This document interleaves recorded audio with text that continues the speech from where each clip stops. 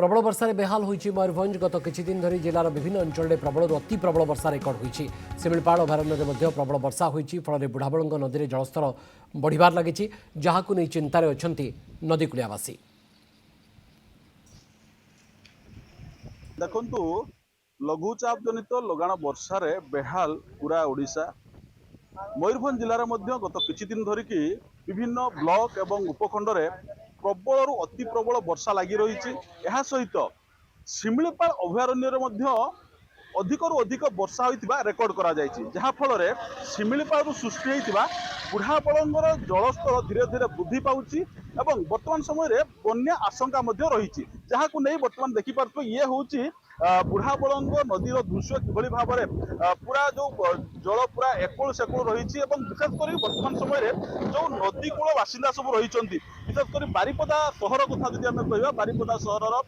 7, 8 एवं 9 तीन वार्ड रही। जो वार्ड गुड़िक कि जितेबाला भी बन्या आसे वार्ड गुड़िक प्रभावित होता है। बुढ़ाबलंगर जो जलस्तर धीरे धीरे वृद्धि पाଉଛି एवं आपण मैंने बर्तमान जेहेतु घर द्वार करके नदी कूल पाखे रोचे कि कौन भयर अच्छा कौन सब मैंने बर्तमान आपने प्रिकसन ने रक्षा पाइबा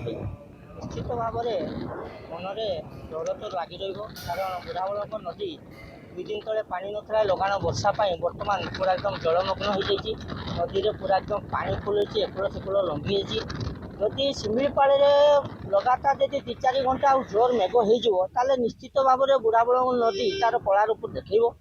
कारण बलंग नदीटा आमर शिमिलपाल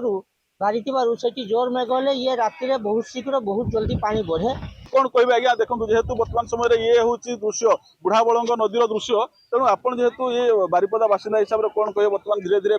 नदी जलस्तर बढ़ुची देखो बुढ़ाबलंग नदी जो हिसाब से बढ़ुची डरुची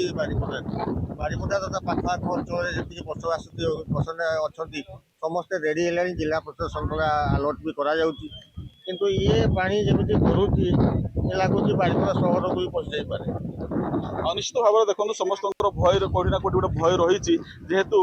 जलस्तर धीरे धीरे वृद्धि पाँच आगक वर्षा रही तेणु कौटी ना कौटी गोटे ये गोटे